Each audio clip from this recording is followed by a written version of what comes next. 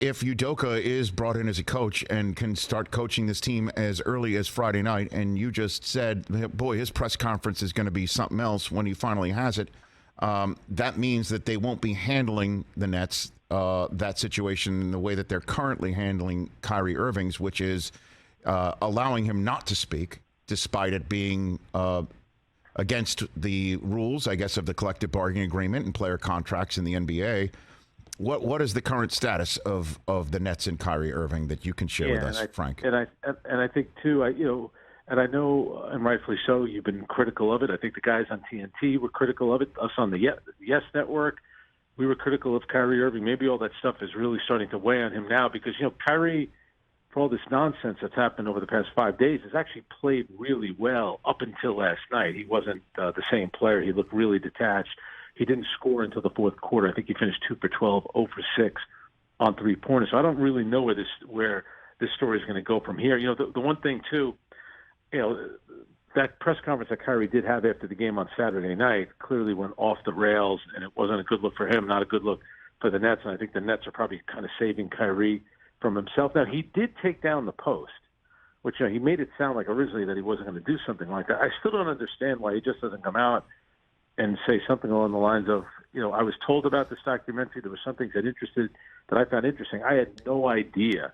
Well, I think the problem is, Frank, is that he does have an idea. That's the issue, is he does have an idea, and he does believe it. And if there's anything that Kyrie has shown, amongst many, by the way, terrific attributes, otherwise, in other parts of his world, of his deep thinking for him and free thinking world, is that he believes what he believes and he stands by it.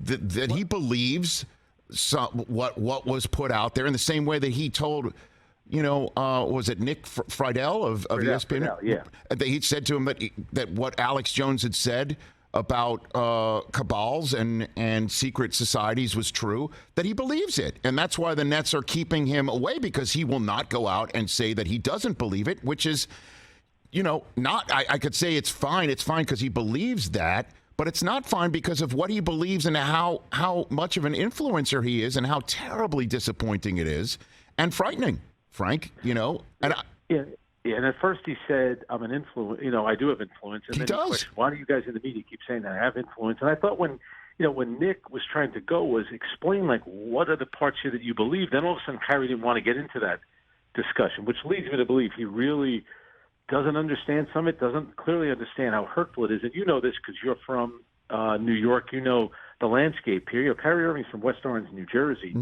which is a very diverse city, a town, I should say, with a large Jewish community. He plays in Brooklyn, New York, for crying out loud. And I keep saying it, you can't walk 5 feet in Brooklyn without walking past a church, a synagogue, a mosque.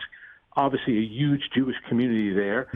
A large part of the Jewish community is basketball fans of Kyrie Irving, fans of the Nets. I just find it hard to believe that he could be so tone deaf and to also say something like, I didn't really hurt anybody. Yeah, you did. Yeah. When you're promoting something which questions the Holocaust and says that 6 million Jews didn't die in the Holocaust, that's going to be really hurtful to a lot of people. And again, I have a funny feeling one of the reasons last night, I think really the stress and the pressure is getting to him because he has been taking a lot of heat, and again, rightfully so. I don't think that that's something that he should be promoting and getting into this discussion. What's promoting? What's not promoting? I mean, come on, Kyrie. You knew what you're doing by putting that on your social media account. And again, when he was asked fair questions about it, the one thing about Nick Friedel, Nick is responding to the owner of the team sending out a tweet. Yes. He's responding to the league sending out a statement as it relates to Kyrie Irving. That's all they're asking about. And now here's your platform to explain yourself, and you didn't want to, and now we haven't heard from you since, and we haven't heard from him since the post came down. I could tell you this from everything that I've heard from people in the net organization, they're disappointed that they were encouraged that the social media post came down, but the fact that he hasn't issued any kind of apology, I think a lot of people are disappointed in that. That's because he believes it, Frank. I mean, that's it. And that's why any sessions with the Anti-Defamation League, whatever summit that Sean Marks is setting up to try and cool things off and have a learning process or a teachable moment, like I don't think that's gonna anything. So what should the league do then? I don't know, man. Myers Leonard was fined and basically kicked out of the league for the nonsense that he said. I don't know where they go from here. I don't know. A suspension of some sort? I don't know. And I don't have that answer. I don't have it. But I do think this, though, and I really believe it. And I do hope I'm wrong about that there's no teachable moment here, Frank Isola. I would love for Kyrie to be a partner in this. I mean, he does have such an incredible platform.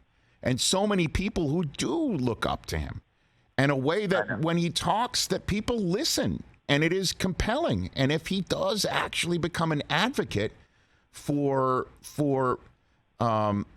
anti-defamation, and certainly when it comes to anti-Semitism and speaking out against it and talking about the normalization of it being dangerous, it would be incredible, just incredible. And I hope that happens. It would be amazing. I'd be thrilled. And I think to your point, I think Joe Tsai, the owner of the Nets, in his tweet said he wanted to have a discussion with Kyrie. Now, as recently as 2 days ago, maybe that's changed on the last 24, 48 hours. He had not had a discussion with him. And from everything that I've been told, the Anti-Defamation League was hoping to talk to Kyrie, not lecture him. They want to have a discussion with him.